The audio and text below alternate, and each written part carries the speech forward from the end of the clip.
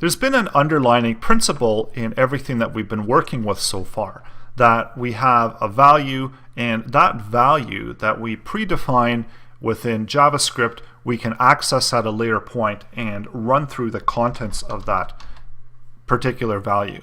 So if we want to create a brand new function, I'm going to call it my function. All we have to do is do something like this, and this creates something called my function, and then I can simply call to it. So let's do my function, and in order to call that function, all I have to do is do it in this type of format. So essentially what's happening here is that JavaScript's going to read through, it's going to load and understand that my function means that we want to render out and run through whatever code is included in between here. So maybe let's place something in there so something happens, and use our favorite console again. So I'm going to type in function was called. I don't know where that W came in. So that's what our function is going to do. Whenever we call over to my function, we're going to run through the function and we're going to console log this. So let's take a look and see what happens within our source code. So see we've got function is, or as called, should be is called, and we see that this is all that's happening. So every time we list out the my function, and it doesn't matter how many times we call it, we can continue to run through that function. And this is where all of that dynamic stuff comes into play when it comes to functions, when we send over arguments, which we're going to be looking at coming up. And this is where we see a whole bunch of dynamic capabilities. So for now, it looks like it just really does a whole bunch of the same thing, which it is actually doing the same thing, because we haven't quite made it dynamic yet. So let's do something different. Let's make something happen within this function. And the way that we do that is we pass arguments. So we've got, just like what we looked at within the objects, we have the ability to pass over a piece of data. So within my function, whenever I call this one, maybe this one I can do hello, this one I'll do by, this one I'll do world, and so on. And maybe that one I'll just leave blank. So we need a way to pick up these values. And again, we're going to use that same type of format where we're using a container to hold the values that are coming in through the function or coming in through the arguments. And I'm just going to assign it a value of A. So A now is going to contain whatever is contained within there.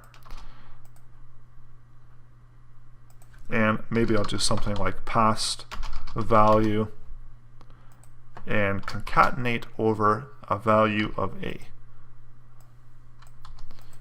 So let's run through this really quickly because it's important to understand that this is a core concept, that when we set up our function, we've got a value there and we're waiting for an argument of A.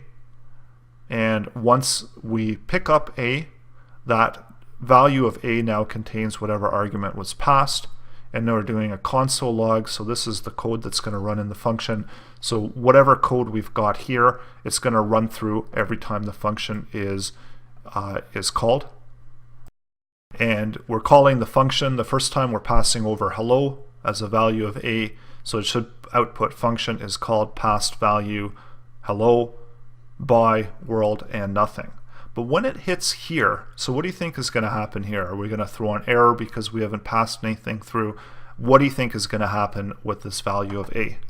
So let's go out and take a look. So when I refresh it, we see that function is called passed value hello, passed value by, world, nothing, and then when it gets to here, it just passes a value undefined.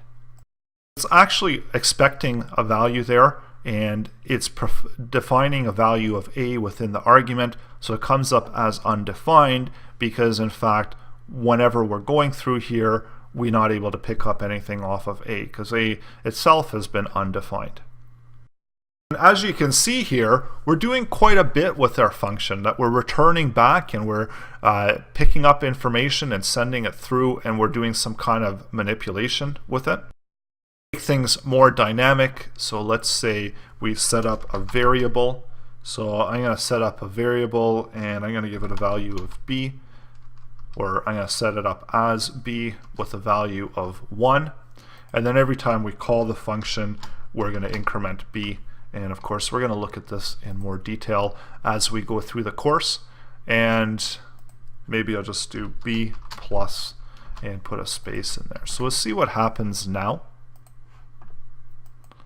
So we see that every time we're running the function, we're adding to b, we're adding a value of 1 to it, and then we're also able to output that value, which makes it more dynamic. And now if you picture if we had an array and if we want to work through all these different values, we were incrementing b, we could dynamically start passing over values as well, combining arrays from what we learned with arrays, combining what we learned with objects, and so on. So a lot of really cool things you can do with functions. And in the next lesson, we'll show you some really neat things you can do with calculations, as well as actually returning some calculated values. Because what we've done so far is we've set these hard values, sent it over to the function, picked it up, and just output it within the console. But you can actually do some kind of calculations in here and then return back that value to be able to use within the rest of your JavaScript. And this is the building blocks of building out your code to make it more functional and dynamic as you start building out all of these different calculations and assigning all these different values that contain some kind of functionality, whether it be a contained value or running through a set of code. And as you build it out, it becomes more and more complex, but you can do a whole lot more with your JavaScript. So all of this is coming up in the next lesson or lessons.